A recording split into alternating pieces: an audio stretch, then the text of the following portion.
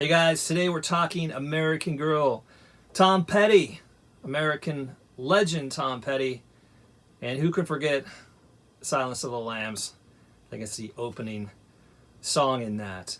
But thought I'd include this because I teach it to a lot of people that are learning, newer players and such, because it doesn't have a whole lot of complication to it, but the chords, especially the chorus, the way it's constructed, it sounds amazing.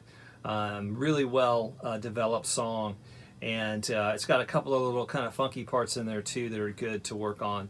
So I hope you guys like it. Leave me a like, leave me a subscribe, leave me comments, and we'll see you on the next one. Peace. All right, so let's get started here. One key thing to kind of remember with this is Tom Petty basically stole the Bo Diddley beat, which is the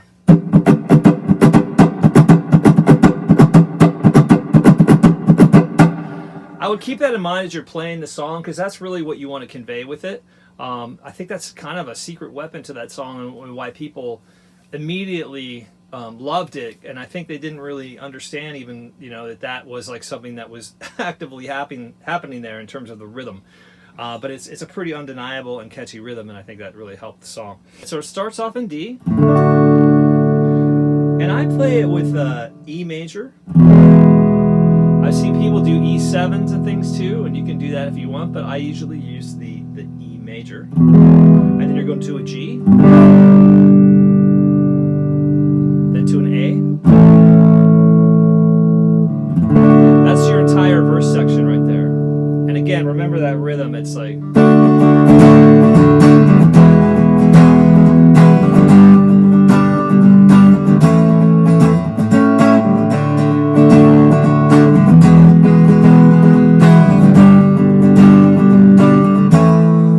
slow, D, E major, G, A. So then when he does the pre-chorus, what you do is you're going to hit that A, you're going to hold it, and then go to A, D,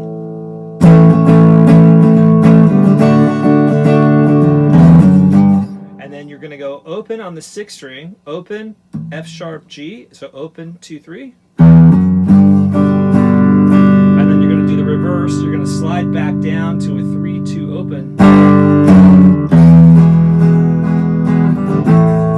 So again, that sequence for the A is kind of where the pre-chorus starts to happen, and you just got to pay attention there. So it's...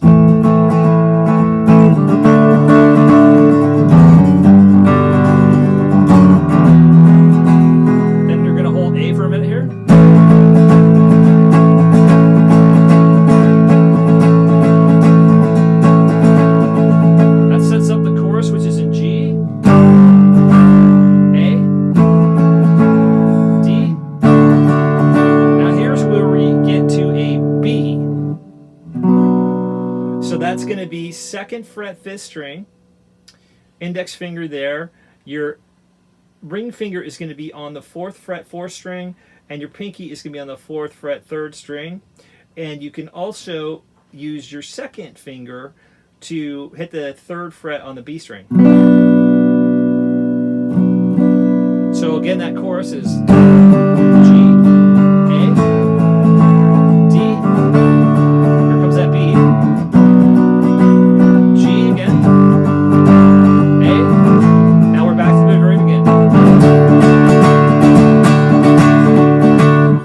sets us up to this funky part that is pretty easy and it's fun to play, where it's just like a chromatic thing in G.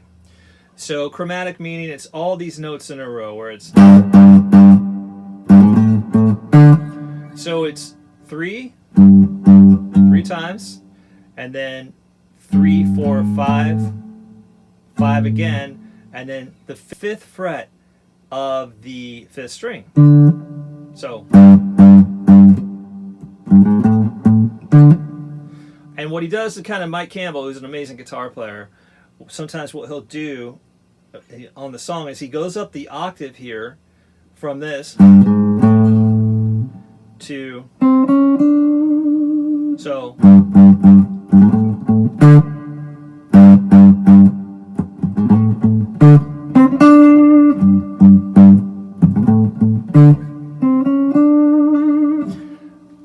main meat and potatoes of the song. There's some really cool stuff he's doing at the end solo-wise, where he's doing some kind of hammer-ons and other stuff, and with a very clean tone, which is not as easy as it looks, but it sounds really cool.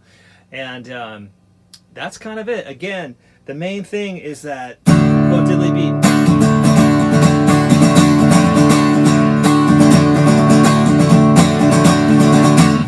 That alone is a great picking pattern to work on, and something that everyone should know.